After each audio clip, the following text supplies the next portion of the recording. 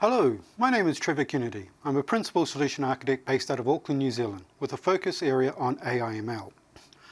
Today I want to talk to you about how you can accelerate your business goals by consuming AWS AI services. These services are pre-built, pre-trained AI models that you can use out of the box, or you have the option to bring your own data to customize a model for your specific use case. A concept that is important to us here at AWS is we want to democratize the use of AI for business. You don't need to have a PhD in artificial intelligence. You don't need to have a bench of machine learning experts to utilize AI/ML within your organization. We want to make it easy for developers to consume AI into their applications. Let's talk about the AWS AI/ML capabilities that your organization could utilize. At the bottom of the stack is our compute. If you already have an AI framework you are using and you just need a bunch of compute to train your models, that's what this stack is all about. For example, in New Zealand, if you wanted to purchase a server with 8 8100 GPUs, that will set you back about 500,000 New Zealand dollars. Alternatively, you could use an AWS P4D instance, which has 8 A100 GPUs for only 54 New Zealand dollars an hour, and you only pay by the second. A great way to scale up your AI activities. The middle section of our stack is our AI frameworks. This part of the stack is for customers that want to build their own solution.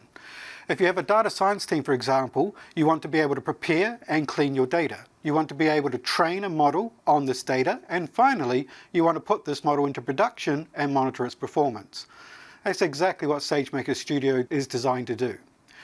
It looks after the entire AI/ML pipeline for you without your team having to focus on the underlying technology. Maybe you don't have a large data science team, but you do have some great data you would like to turn into a machine learning model. In that case, we have our low-code, no-code solution called SageMaker Canvas. This solution allows you to use data to create a new machine learning model that you can put into production with minimal coding. No AI/ML experience required. At the top of our AI/ML stack are our AI services. That's what I want to focus our talk on today. These are pre-built, pre-trained AI models that are ready to be used in your applications. All you need to do is bring your own data, whether that be images, videos, or text data. You also have the option to customize these models on your data using a machine learning technique called transfer learning or fine-tuning.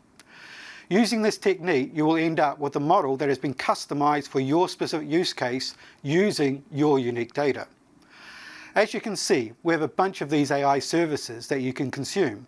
I don't have time to cover all of these today, but there are a couple I would like to highlight, and then we can dive deep onto 3 of them. The first one is Amazon Code Whisperer. This is our ML-powered coding companion. It's designed to accelerate application development with automatic code recommendations based on the code and comments in your IDE. It helps you to get your applications to production faster. If you're interested in coding, you should also take a look at Amazon Code Guru, which will analyze your code for common security vulnerabilities, such as cross-site scripting or vulnerability to SQL injection. It will even highlight expensive looping structures and make recommendations on how you can improve that code. Another one of my favorites is Amazon Comprehend.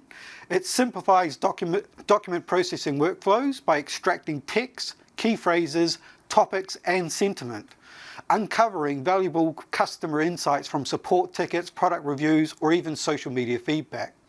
It provides insights into what your data is important for your business. As you can see, we have a lot of AI services you can consume as a developer. Our mission at AWS is to put machine learning in the hands of every developer without requiring you to have a PhD in artificial intelligence. Our goal is to make it easy for you to build application incorporating artificial intelligence.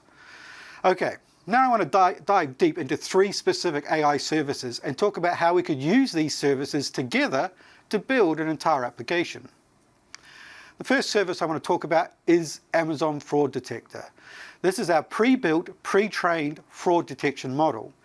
In this instance, you would want to customize the model for your specific use case, such as to detect fraudulent transactions based on the unique transactions that occur within your business. The good news is we fully support that functionality. Amazon Fraud Detector is based on 2 decades of Amazon and AWS experience. Being a large global retailer and cloud provider, we have seen our fair share of fraudulent attempts. We know that what bad payments look like, what fake accounts or fake reviews look like, or account takeovers, and have bundled all of that experience into our fraud detection model. The beauty of this is that you can customize this model to your own specific use case. We have a machine learning technique called transfer learning or fine-tuning, where we take your unique data, your transaction data for example, and fine-tune the model based on your transaction history. So we start with this already very powerful fraud detection model and customize it to the transactions to give you a tailored model for your specific use case. How could you use Amazon Fraud Detector? There are 4 common use cases. The first one is new account signups. When a new user signs up for your service, it's your first opportunity to detect if they're a legitimate user or not. You can use their IP address, their email address, or even their browser signature to determine if they are a legitimate user. The second use case is real-time payments. If someone is trying to send a payment from your bank account to an overseas bank account, we can analyze that payment transaction and compare it to historical payments to determine the risk of it being fraudulent. We support online checkout analysis. For example, if users typically purchase a single iPhone and some accessories, then all of a sudden the user is attempting to purchase 10 iPhones and 10 Android devices, we would flag that as being pretty suspicious. We take your historical data so that the new customized model understands what a normal online checkout looks like for your specific organization. Finally, if your company provides a 1-month free trial, what you don't want is for someone to abuse that sign-up process by creating new accounts every month. We have a model that detects that type of behavior. Let's talk about some of the core features. The first feature I've mentioned a couple of times before. We provide pre-built, pre-trained models that you can use as a template to customize a model based on your data. The second feature is a really important one. We create the model for you. We stand up the required infrastructure behind the scenes. We will scale it up and down to meet your infrastructure requirements. In other words, we manage infrastructure for you, so you don't need to worry about it. The third feature I mentioned before, the fraud detector model is based on our 2 decades of experience in this space and the fraudulent attempts we have seen across our global infrastructure. We do support an integration with Amazon SageMaker, so if you're using SageMaker platform to customize or create your own models, we support direct integration into that. And finally, we also support a test rig for you to test your transactions so you could see what fraudulent insight score would be for a specific transaction. We also keep a historical record of previous prediction results. Let's take a quick look at a demo on how this would work. I want to start by taking a look at data I used to fine-tune a fraudulent transaction model. Here you can see I started with demo data, where every line represents a transaction. I have fields such as customer name, billing street, billing city, etc. What I don't have is a shipping address. From my experience, when the model can compare billing address with shipping address, that becomes a great predictor of fraudulent activity. I do have a field for customer job, which I'm not convinced is going to help improve predictions in our model, but let's see if the final model makes use of this data or not.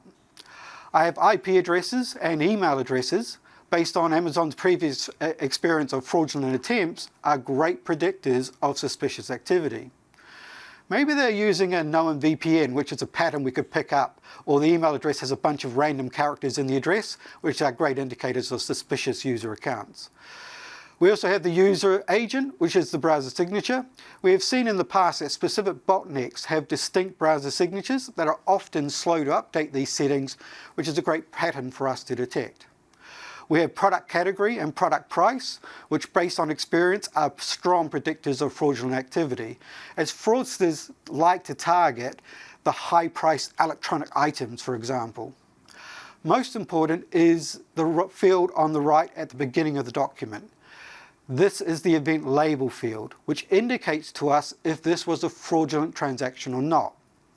In our case, 0 indicates a legitimate transaction, and 1 indicates a fraudulent transaction. But you can label these anything you want. As long as you can tell the difference between legitimate and fraudulent behavior, you're good to go. All I did was take this data, no data preparation on my part, gave it to Amazon Fraud Detector and said, build me a model. It takes about 90 minutes to fine-tune a customized model on your data. It managed to create a model with an AUC of 0.94. AUC stands for Area Under the Rock Curve, which in layman's term means if you take a random transaction sample, what is the likelihood this model would predict correctly if this transaction was fraudulent or legitimate? With our data, the model achieved 94% accuracy, predicting between legitimate and fraudulent transactions, which is pretty good. When you present a new transaction to the model to make a prediction, it will return a fraud insight score. This score will range between 0 and 1,000, 0 indicating a legitimate transaction based on historical data, and 1,000 indicating the transaction is likely fraudulent. If we took somewhere in the middle, say a score of 500 as being the cutoff point between legitimate transactions and fraudulent transactions, you can see here that we would have succeeded in identifying 87% of all fraudulent transactions, while accepting a risk of around 13% of legitimate transactions as being incorrectly classified as fraudulent. Whereas if you use a higher cutoff point, say a fraud insight score of 700, you can see we identify slightly less fraudulent activity at 85%, but we also reduce the misclassification of legitimate transactions as being fraudulent, dropping down to 6.9% of all transactions. We provide a confusion matrix on the right-hand side of the screen, which indicates how well a model performs at predicting the correct response at different thresholds for your fraud insight scores. If you set a really high bar for the fraudulent insight scores, you're going to get a lot of false negatives where transactions are classified as legitimate when in reality they are fraudulent. It's a balancing act. Further down the screen, we can see we have variables where the most important predictions, what variables were the most important at predicting the transactions were fraudulent or not. For example, we can see the best predictor of fraud behavior from our data was the total order price, followed by product category. This would mean high-priced electronic items likely to be fraudulent transactions based on our data. Interestingly, there are a bunch of features down the bottom of the list that were not predictive at all whether the transaction was fraudulent, such as the billing address and the customer job title. I suspect if we had shipping city information where the model could compare it against billing city, the billing city feature would have been more useful in predicting transaction outcomes. But as we didn't have that shipping data, it got a 0 score for helping with the prediction. If we're happy with the model, we can now put this into production by creating a detector. Detectors are comprised of models and rules. These rules represent your business rules that could be as simple as if the fraud insight score is greater than or equal to 950, which is a very high fraud score, then classify this transaction as high risk and auto-deny. You can create more complex business rules. If the billing country does not equal the shipping country, as an example, and the fraud score is above, say, 700, you might create a business rule to classify this transaction as high risk. You might want to add business rules around product categories, which we know from the model evaluation is a good predictor for indicating fraud. You could also create a business rule that classifies a transaction as requiring extended validation, for example. So instead of auto-denying a high-risk transaction, you might prompt the user to prove they are who they say they are before you deny the approve the transaction. The business rules allow you to classify the transactions based on your specific domain knowledge, while also taking into account the fraud insight score, providing high confidence that this transaction should be, how this transaction should be treated by the system. Once you have all the rules in place, you can assign them to your detector and your model is ready to be put into production and evaluate transactions. You can see here I've assigned 4 business rules to my detector. We provide a test rig so you can test your model in production. In this instance, I'm going to provide one value for the transaction, which is the order price.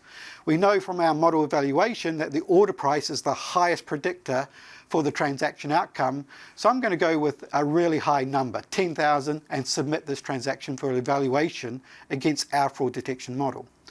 You can see it provides two pieces of information back for the evaluation. The result of the business rule, in this case medium risk, send for extended verification, and the fraud insight score of 811. That is all the information you need to make a decision on whether what you're going to do with that specific transaction. Let's talk about how do we do enhanced verification for suspicious transactions. Well, we have another AI service that could help us out. Amazon Rekognition, our pre-built image and video processing model. All you need to do is bring your own data. In this case, your images or videos, and we will analyze them for you. In this example, we have taken the image on the left and labeled the person, the mountain bike, and the rocks as an example. We can also do content moderation, PPE detection, and the one we're interested in for enhanced verification, facial comparison and search. Common use cases for our customers include workplace safety. Are the construction team wearing their hard hats and protective gloves on site, for example? Another common use case would be identity verification, which is our fraud use case. Media analysis, identifying inappropriate content, is a great use case. And then finally, on the right, industrial and retail use cases such as inventory management and damage detection. Let's take a closer look at this capability in a quick demo. I want to start by taking a look at label detection. Here you can see we have a cityscape. We labeled the person, the building, the car. Running down the right-hand side of the screen is the results of all the labels we've detected as part of this evaluation response. There's a bunch of them. You can use these in your application. Next one to take a quick look at is PPE detection, useful for controlled environments like construction sites or hospitals. Here we can validate people are wearing their protective gear to ensure it's a safe working environment. Rekognition also supports detecting text in your images, so you could read a number plate, for example. But the one capability we're really interested in for our use case is facial comparison. This allows you to check the images on the left with the images on the right. We can see here that it has found this young lady in the image on the right. It has also indicated that the two other faces on the right image are not a match for the image on the left. I'm going to load my sample license, compare it to my sample passport. Even though I have a beard in my sample passport and I don't in my sample license, we'll be able to see that it's still able to confirm it is me. And we'll see that its result is pretty good. 94.4% accuracy. That's pretty good.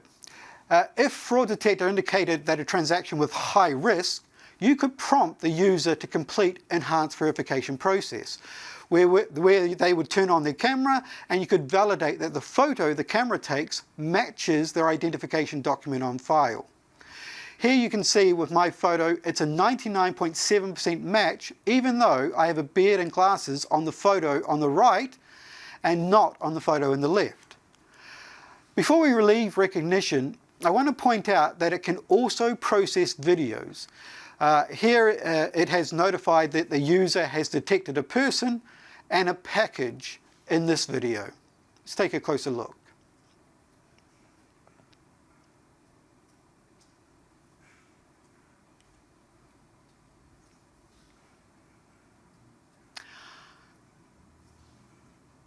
Okay. The last AI service I want to talk about that would be a good fit for our application is Amazon Textract. Amazon Textract allows you to extract data from documents such as PDF documents, JPEG documents, or PNG files. The idea is that you don't have to manually enter this data, you can automate the process. Let's take a look at a quick demo of Textract. I'm going to start by analysing a pay stub document. You will notice after a few seconds on the right, it has pulled out all of the raw data, such as the pay date and gross pay. But it's not very friendly format, it's in raw data. With TextTrack, however, I can have this data automatically put into a form. Company name is ABC. Department number is shown. We have the pay date and the gross pay. All of this as extracted data is searchable via queries. So for example, I can ask what is the pay date and it will go and find that data for me. So I'll submit this query.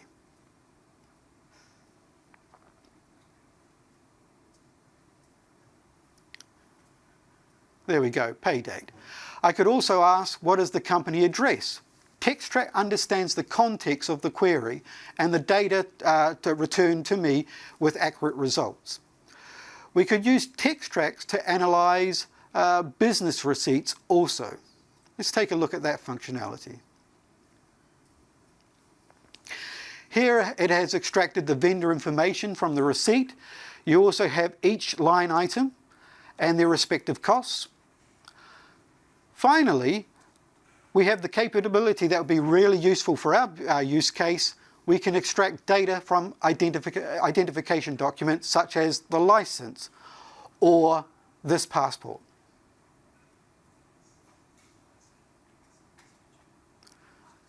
Really useful information for our application.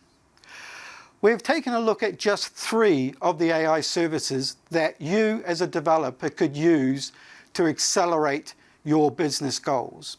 You don't need to have AI ML experience to use these services. Just bring your own data and you're good to go. Some of the other services I would recommend you take a closer look at would be Amazon Personalize, which is a very powerful recommendation engine that you can personalize your user journeys. I would also take a look at Amazon Forecast, a machine learning model based on Amazon.com's years of experience of forecast management, such as forecasting inventory levels or staffing requirements. This is a great tool to help improve your capital utilization.